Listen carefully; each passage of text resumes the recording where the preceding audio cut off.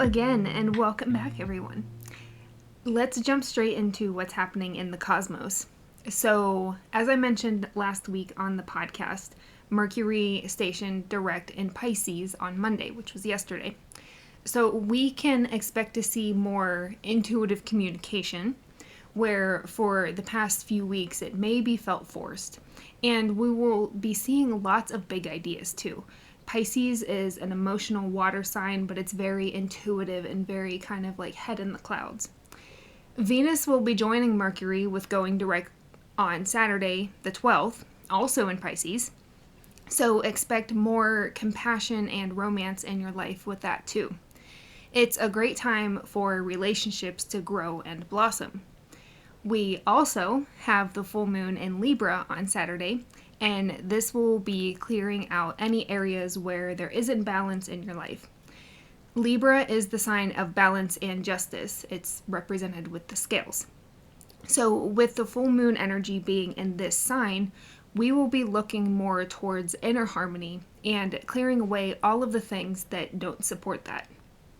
So today I would like to talk about something that's not easy to talk about: depression and dissociation.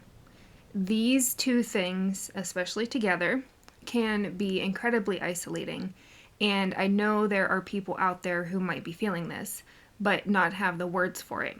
So I want to share my own story and hope that it resonates with anyone who might be in a similar place. I recognized recently that I fell into a pretty deep depression, one that I don't really have a lot of memory of. When I think about my deepest experience with depression, it's hard to put into words. On a day-to-day basis, it felt like life was happening all around me, but I was just there. Everything looked normal, but it was darker. I knew what I was supposed to feel, what I should be feeling, but I just couldn't feel it. It's like I was watching the world through a glass window. Everything was distant and disconnected. I was present, but not really here. Depression isn't always about feeling sadness. Sometimes it's about feeling nothing at all. It's like your emotions go into hiding, leaving you feeling numb. When you're numb, everything just blends together. There's no joy, no excitement, but there's also no pain. It's just a hollow place. It's like you're in a constant state of disconnection, and you can't understand why you feel this way. You're functioning, you're surviving, but you're not truly living. And then on top of that, there's dissociation. To me, dissociation feels like living a life I can't fully engage in. It wasn't just emotional numbness, it was a complete disconnection from everything.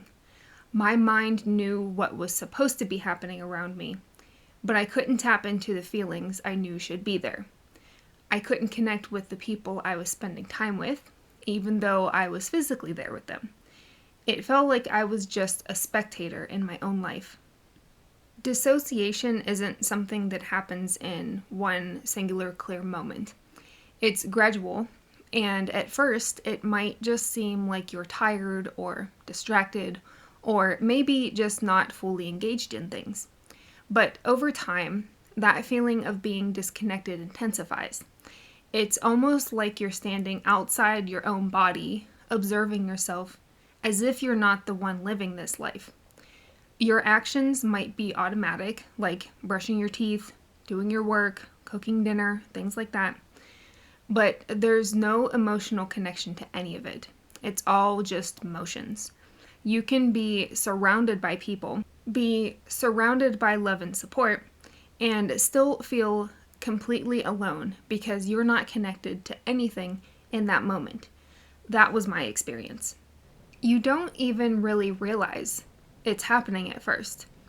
It's easy to explain away the numbness, the emotional distance, the lack of enthusiasm for things that once brought you joy. You think, well, maybe it's just a rough patch, or I'll feel better soon.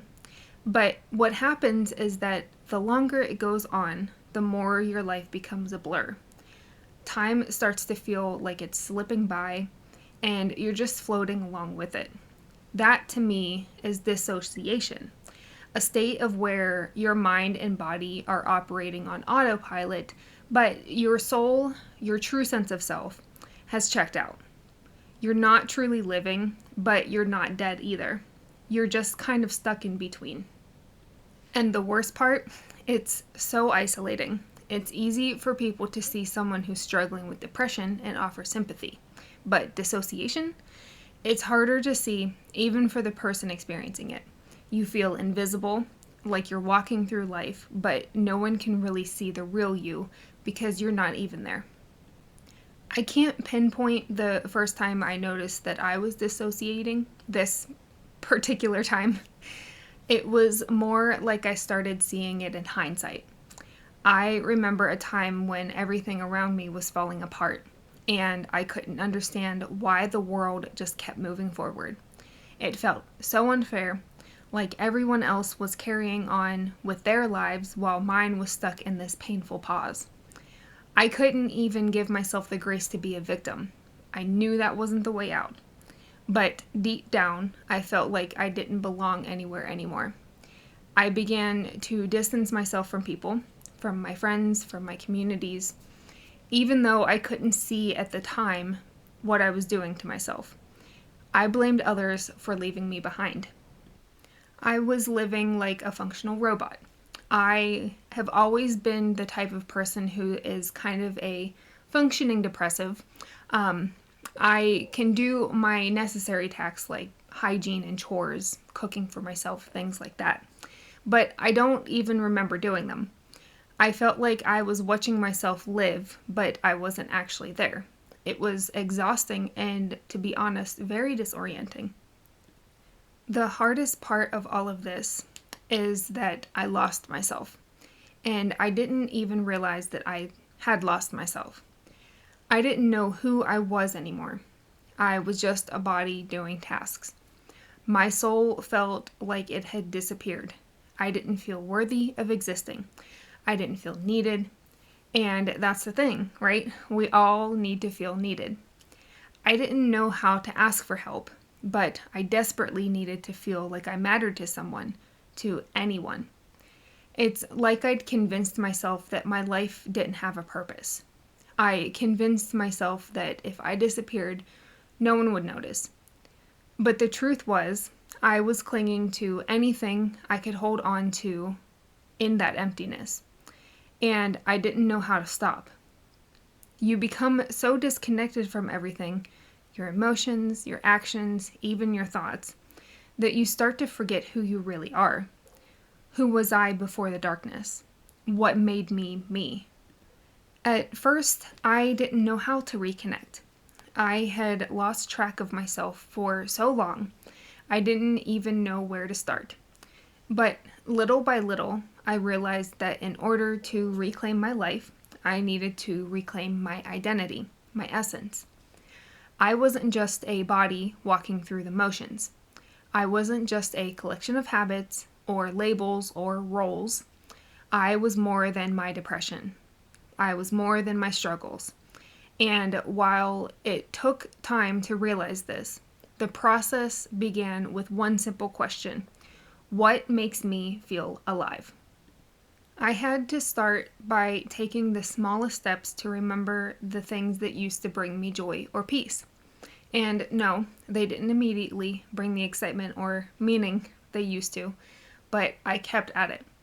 I would crochet, not because it was a way to distract myself, but because in those quiet moments, I started to feel like myself again. Someone who could create, who could focus, who could engage with someone for the sake of joy, not just survival. But reclaiming your identity isn't just about doing the things you used to love. It's about understanding that even in the darkest moments, you are still you. Your soul hasn't disappeared. Enter shadow work, if you've ever heard that term before. You might have been numb, you might have been disconnected, but you're not gone. I had to start acknowledging that my worth wasn't defined by my productivity or my struggles. My worth was inherent. I had to reconnect with my beliefs, with the things that mattered to me, with what made me feel grounded. This was about finding me again, not in the absence of struggle, but in spite of it. As part of this, I also had to learn to accept and embrace the parts of myself I didn't want to look at, the lost and the messy parts. I had to see that all of me, even the parts I felt ashamed of, were pieces of the puzzle that made me who I was. There's no perfect version of ourselves to chase. We're all complex, and we carry all our experiences, good and bad, with us. But that doesn't make us any less worthy of love, of healing, or of belonging. One of the hardest things I learned and learn every time this happens with reclaiming my identity isn't about forcing yourself to go back to who you were. It's about acknowledging who you are now. And who you are now might look different than before, but that's okay. It's all part of the process. The person you are today, even in your pain, is just as worthy of compassion, love, and care as the person you once were. And that's where the healing really starts, right in this moment, as you are. So during this time of my most recent depression and dissociation, I coped with distractions. I am still a recovering alcoholic. I've been sober for 1.5 years now, but it's something that does not entice me most of the time. But whenever I do get into these very deep depressions like this, my mind starts to wander back to those old band-aids I used to use. And I start to wander back into the regret that I feel about certain things, and then I start to feel ashamed, and I end up on this spiral that keeps taking me further and further down. So I am conscious about what I use as distractions to cope whenever I'm feeling like this. But most of the time, I will spend hours on my phone. I eat a ton of junk food. I let myself get attached to certain people or stories or characters from a TV show or a book in ways that probably aren't healthy. I crocheted a lot. But even in that, I wasn't really there. I wasn't being mindful of what I was doing. I was just trying to fill the empty space, trying to numb myself even more. So any of those feelings that would start to come up, I could just stuff them down and do something that would distract me from feeling those things. I also started making plans, like future big plans, that I had and still have no intention of ever following through on. I mean, the road to hell is paved with good intentions, right? But sometimes the plans that we try to make for the future are ones that we know are just kind of thinking about a brighter future to help you feel safer than being in the painful present. I needed to escape from the now. I needed hope, even if it was empty. It wasn't until much later that I realized what was happening. I noticed I'd been avoiding everyone. I distanced myself from people I cared about, telling myself that I didn't fit in, that they didn't get me. But then I started to see the truth. It was me who was the one who was shutting myself off. When I started to notice my boundaries were lax, and I was just bleeding all of my raw energy towards expressing my pain, I felt like a part of me had to go. It was painful, but it was necessary. That moment made me realize something huge. I craved real, authentic connections. I didn't just want to be around people who were comfortable or easy to be with. I wanted to be around people who would challenge me, who had their own opinions and beliefs, but were also open to growing together. I wanted people I could have deep conversations with, people who could support me in ways that made me feel like I could do anything, not just repeat empty affirmations to me. There were small moments where I managed to pull myself out of the freeze. For me, dissociation felt like I was aware of what I should be doing, but couldn't get myself to do it. It was knowing I needed to go for a walk instead of sitting for hours, but then choosing to sit. I knew I shouldn't buy junk food, but I did anyways. It was feeling like I was in control of my life, but knowing that I wasn't. I could be paralyzed by small things like job hunting or figuring out if I wanted to move or not. It felt like I was stuck between knowing I needed to make decisions, but not being able to act. It was a constant feeling of urgency mixed with paralysis. That to me was my dissociation. You're there, but you're not really present. I didn't have to make huge changes all at once. Sometimes just making one small choice helped me feel more in control.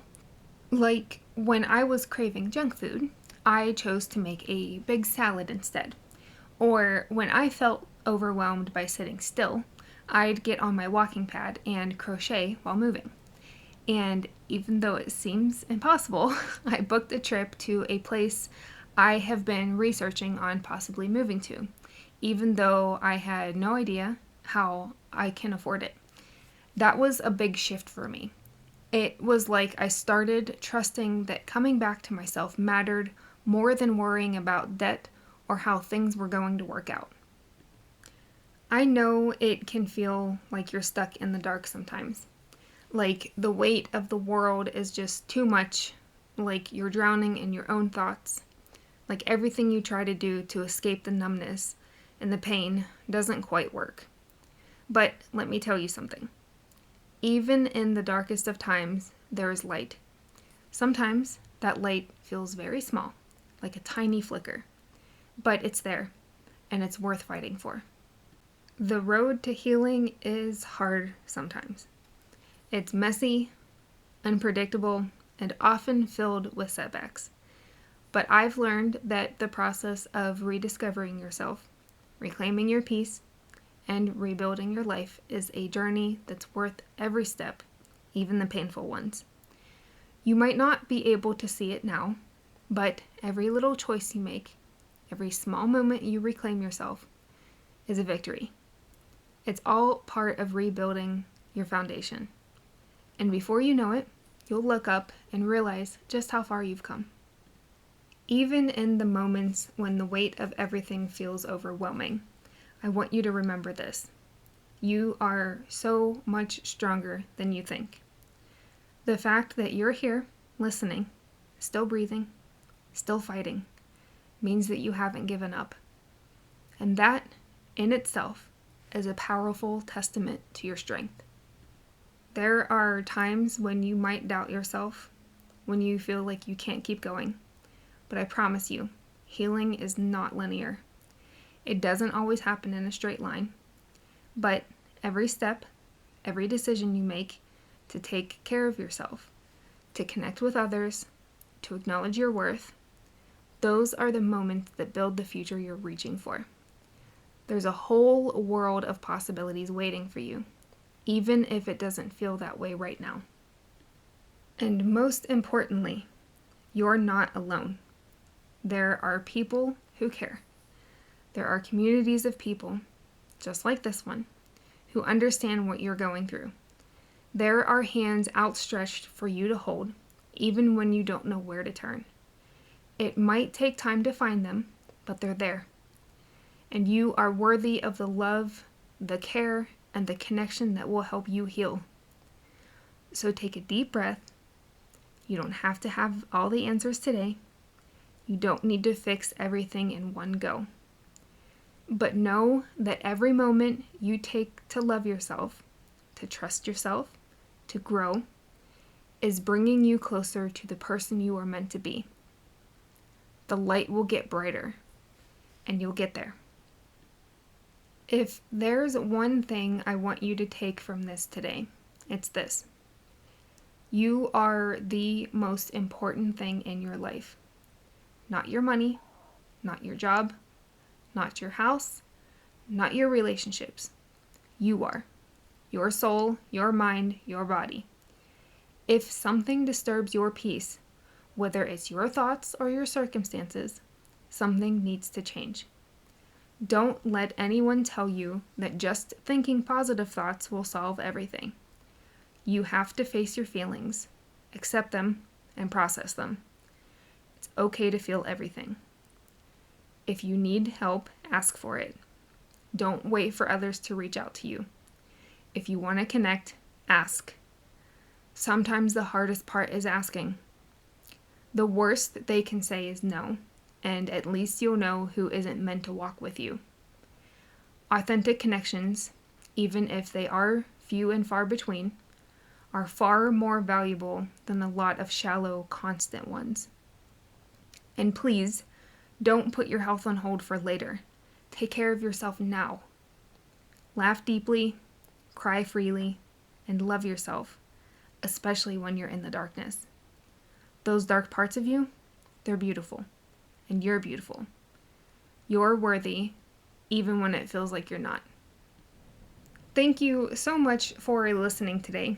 I know these topics are heavy, but I hope this episode helped you feel seen, heard, and less alone. If you're struggling with depression or dissociation, please remember, there's help, there's hope, and there's healing. You're not alone in this. If you liked this episode, please share it with someone you think might need to hear it.